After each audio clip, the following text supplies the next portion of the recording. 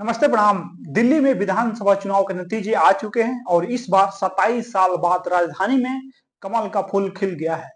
BJP ने ये चुनाव प्रचंड बहुमत के साथ जीत लिया है और सत्ताधारी आम आदमी पार्टी सिर्फ 22 सीटों पे सिमट रह गई है। 70 विधानसभा सीटों वाली दिल्ली में बीजेपी को 48 सीटों पे प्रचंड जीत मिली है। वहीं लगातार तीसरी बार कांग्रेस दिल्ली में खाता तक खोलने में नाकाम रही है। एपी के उदय से पहले लगातार 3 बार शीला दीक्षित की अगुवाई में दिल्ली की सत्ता पे राज करने वाली कांग्रेस पिछले 3 चुनावों से एक सीट तक के लिए तरस गई है।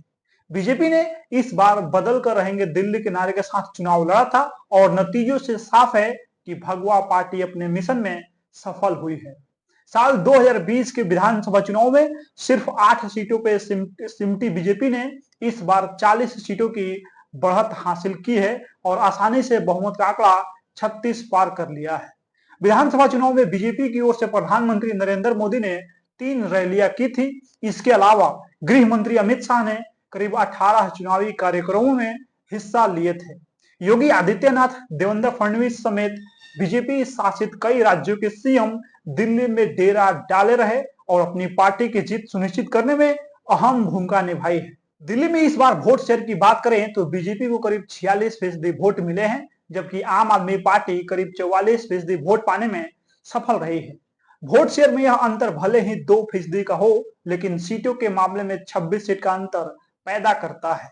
दिल्ली में 6.40 वोट शेयर के साथ कांग्रेस तीसरी सबसे बड़ी पार्टी है, लेकिन सीटों के मामले में उसे 0 मिला है। साल 2015, 2020 और 2025 लगातार तीसरी बार कांग्रेस को दिल्ली में एक भी सीट पे जीत नहीं मिल पाई है। कांग्रेस के साथ साथ किसी छोटी पार्टी या निर्दलीय के खाते में कोई भी सीट नहीं गई है। साफ तौर पे दिल्ली के अधिकतर वोटर्स ने बीजेपी या एपी में से किसी एक को ही अपना वोट दिया है। बीजेपी के लिए यह जीत खास है क्योंकि करीब 3 दशक बाद दिल्ली की सत्ता में पार्टी की वापसी हो रही है। इससे पहले 1993 में मदन लाल खुराना की अगुवाई में बीजेपी की सरकार बनी थी, लेकिन इसके बाद से लगातार बीजेपी दिल्ली की सत्ता पाने के लिए जूझ रही थी। इस बीच 1999, 2014, 2019 और 2024 के लोकसभा चुनाव में बीजेपी को जीत मिली। यहां तक कि पिछले 3 लोकसभा चुनाव में लगातार नरेंद्र मोदी की अगुवाई में केंद्र की सत्ता पे बीजेपी काबिज हुई। बावजूद इसके राजधानी में अपना मुख्यमंत्री बनाने वह सपना अब तक अधूरा ही था, जो अब जाकर पूरा हो रहा है। आम आदमी पार्टी को दिल्ली में सत्ता विरोधी लहर के अलावा पार्टी के टॉप नेताओं पे लगे भ्रष्टाचार के आरोपों का खमियाजा उठाना पड़ा है। यही वजह रही कि पूर्व सीएम अरविंद केजरीवाल, पूर्व deputy chief minister Manish Sisodia, Saurabh Bharadwaj, Satyendra Jain, Somnath Bharti जैसे सभी वरिष्ठ नेता चुनाव हार गए हैं। सिर्फ मौजूदा मुख्यमंत्री अतीशी कालकाजी सीट से बीजेपी के रमेश बिधूड़ी के खिलाफ अपनी सीट बचाने में सफल रही। केजरीवाल ने हार पे प्रतिक्रिया देते हुए कहा है कि एपी विधानसभा में सकारात्मक भूमिका निभाने के लिए तैयार है। कांग्रेस ने इस बार पूरा जोर लगाते हुए दिल्ली में चुनाव लड़ा था और इसी वजह से पूर्व सीएम शीला दीक्षित के बेटे संदीप दीक्षित को केजरीवाल के खिलाफ नई दिल्ली विधानसभा सीट से उतारा गया था। लेकिन बीजेपी के प्रवेश वर्मा ने मौजूदा विधायक अरविंद केजरीवाल के साथ साथ इस सीट से संदीप दीक्षित को भी करारी शिकस्त दी है। इस बड़ी जीत के साथ मुख्यमंत्री पद के लिए प्रवेश वर्मा की दावेदारी मजबूत हो गई है। हालांकि उनका कहना है कि इसका फैसला बीजेपी शीर्ष नेतृत्व ही करेगा। कांग्रेस पूरा जोर लगाने के बावजूद लगातार तीसरी बार दिल्ली में खाता खोलने में विफल रही है। देखा जाए तो दिल्ली की तिमारपुर विधानसभा सीट का अपना अलग महत्व रहा है। तिमारपुर सीट पे जिस पार्टी की जीत होती है उसी की इस केंद्र शासित प्रदेश में सरकार बनती है। इस बार भी ये ट्रेंड कायम रहा है। हालांकि मुकाबला काफी कड़ा रहा। तिमारपुर सीट से कुल 12 उम्मीदवार मैदान में थे। कभी आम आदमी पार्टी के उम्मीदवार आगे रहे, कभी बीजेपी के कैंडिडेट ने बढ़त बनाई। हालांकि 17 एवं आखिरी राउंड पूरा होने के बाद बीजेपी से सूर्य प्रकाश खत्री विजयी घोषित किए गए। बता दें कि तिमारपुर उत्तर पूर्वी दिल्ली लोकसभा क्षेत्र का हिस्सा है। तिमारपुर सीट साल 1993 में अस्तित्व में आया था। अब 1993 के बाद पहली बार तिमारपुर सीट भारतीय जनता पार्टी के कब्जे में आई है। 1998, 2003 और 2008 में कांग्रेस पार्टी के नाम यह सीट रही थी, जबकि 2013, 2015 और 2020 के विधानसभा चुनाव में आम आदमी पार्टी के प्रत्याशी ने इस सीट से बाजी मारी। दिल्ली में एपी के करारी हार का अंदाजा इस बात से भी लगाइए कि अरविंद केजरीवाल खुद अपनी सीट भी नहीं बचा पाए हैं। उनको तो छोड़िए, आम आदमी पार्टी के टॉप लीडर से पूरी तरह से ध्वस्त हो गई है। मसलन मनीष सिसोदिया, सत्येंद्र जैन और सौरभ भारद्वाज समेत एपी के कई दिग्गज नेता हार गए हैं। सबसे चौंकाने वाली बात है कि अरविंद केजरीवाल की हार, अरविंद केजरीवाल को नई दिल्ली सीट से भाजपा के प्रवेश वर्मा ने 4089 वोटों के अंतर से हरा दिया। अब सवाल है कि अरविंद केजरीवाल हार कैसे गए। देखिए, अरविंद केजरीवाल की हार के पीछे भाजपा की वह चाल है जो 5 फरवरी से 4 दिन पहले चली गई थी। हम बात कर रहे हैं बजट सत्र वाले दिन की। 1 फरवरी को जब बजट पेश हुआ तो मोदी सरकार ने अपने तर्कस से एक ऐसी तीर चलाई जो सीधे जाकर निशाने पे लगी। वह तीर थी इनकम टैक्स में छूट। वित्त मंत्री निर्मला सीतारमण ने उस दिन ऐलान किया था कि 12 लाख की कमाई पे अब कोई इनकम टैक्स नहीं लगेगा। बस इसी ऐलान ने अरविंद केजरीवाल के हार की पटकथा लिख दी।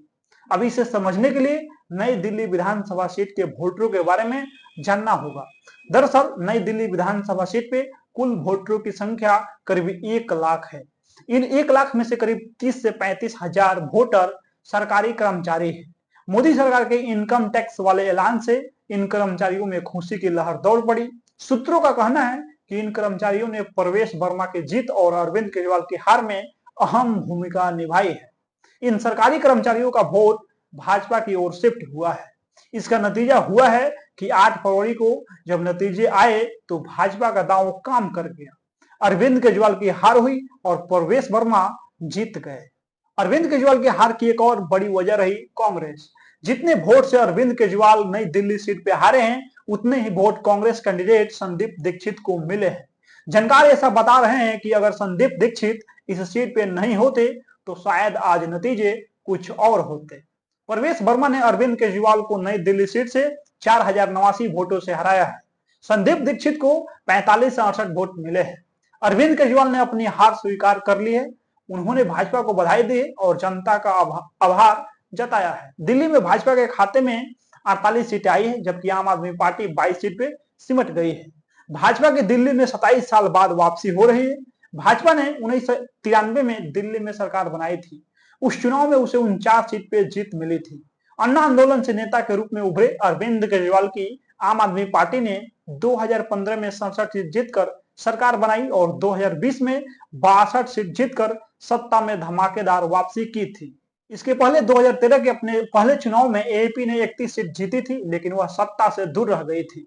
बाद में कांग्रेस के समर्थन से केजरीवाल पहली बार दिल्ली के मुख्यमंत्री बने थे। इस बार सत्ता की अग्रसर भाजपा 2015 के चुनाव में सिर्फ 3 सीट पे सिमट गई थी, जबकि 2020 के चुनाव में उसके सीट की संख्या बढ़कर 8 हो गई थी। वैकल्पिक और ईमानदार राजनीति के साथ, भ्रष्टाचार पे प्रहार के दावे के साथ राजनीति में कदम रखने वाले केजरीवाल और उनकी आम आदमी पार्टी को इस चुनाव से पहले कई आरोपों का भी सामना करना पड़ा और उसके कई नेताओं को जेल भी जाना पड़ा। भाजपा ने शराब घोटाले से लेकर शीश महल बनाने जैसे आरोप लगाकर केजरीवाल और आप के कथित भ्रष्टाचार को इस चुनाव में मुख्य मुद्दा बनाया और प्रधानमंत्री नरेंद्र मोदी ने भी इस विषयों पे लगातार हमले किए। हरियाणा और महाराष्ट्र विधानसभा चुनाव के बाद दिल्ली में भाजपा को मिली जीत कई मायनों में अहम है। एपी संयोजक दिल्ली को विकास का केजरीवाल मॉडल बताकर चुनाव मैदान में थे, जबकि भाजपा ने इसके विरुद्ध विकास का मोदी मॉडल पेश किया था। इसके तहत भाजपा ने जहां अपने संकल्प पत्र में मुफ्त बिजली, पानी सहित एपी सरकार की अन्य कल्याणकारी योजनाओं को जारी रखने के साथ ही महिलाओं को 2500 रुपए का मासिक भत्ता और 10 लाख रुपए तक का मुफ्त इलाज सहित कई अन्य वादे किए थे। दरअसल विधानसभा चुनाव के दौरान केवल आम आदमी पार्टी और कांग्रेस ने ही नहीं बल्कि बीजेपी ने भी लोगों के लिए बड़े वादे किए थे। क्योंकि बीजेपी अब चुनाव जीत चुकी है तो ऐसे में जनता की नजर सबसे पहले वादों पे होगी, जिसका जिक्र बीजेपी ने अपने संकल्प पत्र में किया है।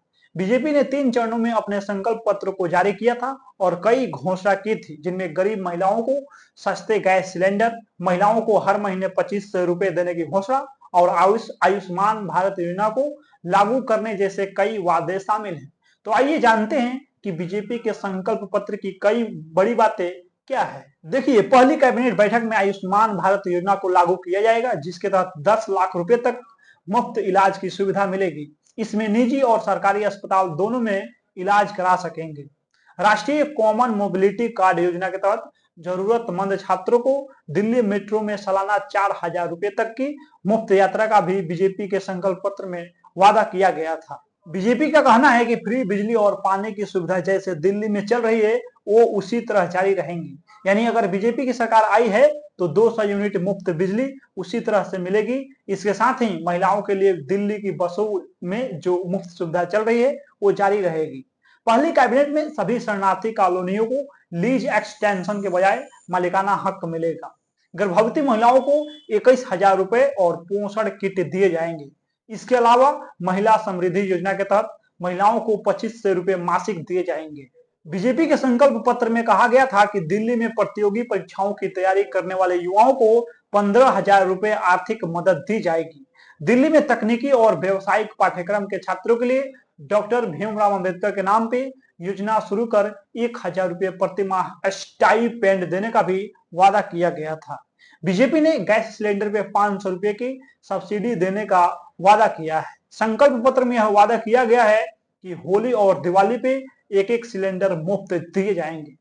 60-70 वर्ष की उम्र के नागरिकों को 2500 मासिक पेंशन और 70 से अधिक आयु के वरिष्ठ नागरिकों को 3,000 मासिक पेंशन का भी वादा किया गया है। ऑटो वाले के लिए 10 लाख का जीवन बीमा और 5 लाख का दुर्घटना बीमा दिया जाएगा। सभी गीग वर्कर्स को एक गीग श्रमिक कल्याण बोर्ड मिलेगा जो 10 लाख जीवन बीमा प्लस 5 लाख दुर्घटना बीमा सुनिश्चित करेगा। सभी मजदूरों को 5 लाख का दुर्घटना बीमा मिलेगा और पारदर्शी व्यवस्था के जरिए दिल्ली में युवाओं के लिए 50,000 सरकारी नौकरियां दिया जाएगा। मान्यता प्राप्त मीडिया कर्मियों और वकीलों को 10 लाख तक का जीवन बीमा एवं 10 लाख तक का स्वास्थ्य और दुर्घटना बीमा दिया जाएगा। 13,000 लाभार्थियों को ई बस में शामिल किया जाएगा और सरकार द्वारा निर्मित ही यमुना को साबरमती रिवर फ्रंट के कब्जे पे ले लिया जाएगा और 3 साल बाद वृश्चिक को भी आश्वासन दिया जाएगा कि वह भी परिवार के साथ शामिल होंगे। बीजेपी ने सत्ता में आने पे अटल कैंटीन योजना शुरू करने का वादा किया है। इन कैंटीन से 5 रुपए में भरपेट भोजन उपलब्ध कराए जाएंगे। ये तमाम वादा बीजेपी की तरफ से किया गया है। अब देखना होगा कि यह वादा पूरा हो पाता है कि नहीं हो पाता है। और साथ ही उत्तर प्रदेश की मिल्कीपुर विधानसभा सीट का उपचुनाव बीजेपी ने जीत लिया है। भारतीय जनता पार्टी भाजपा उम्मीदवार चंद्रभानु पासवान ने इस सीट पे शानदार जीत हासिल किया है। चंद्रभानु पासवान ने समाजवादी पार्टी सपा के उम्मीदवार अजीत प्रसाद को 61,000 से अधिक मतों से हराया है। 31वें दौर की वोटों की गिनती के बाद भाजपा के चंद्रभानु पासवान को 1,46,397 वोट मिले, जबकि सपा के अजीत प्रसाद को 84,687 मत प्राप्त हुए, जिसके साथ ही इस सीट पे कमल खिल गया है। बता दें कि मिल्कीपुर विधानसभा सीट अवधेश प्रसाद के पिछले साल लोकसभा चुनाव में फैजाबाद सीट से निर्वाचित होने के बाद रिक्त हुई थी, जिस कारण उपचुनाव कराया गया था और बीजेपी यहां जीत चुकी है। बाकी इस वीडियो में आप लोग अपना प्रतिक्रिया दे दीजिए। मिलते हैं अगला वीडियो में। बहुत बहुत धन्यवाद।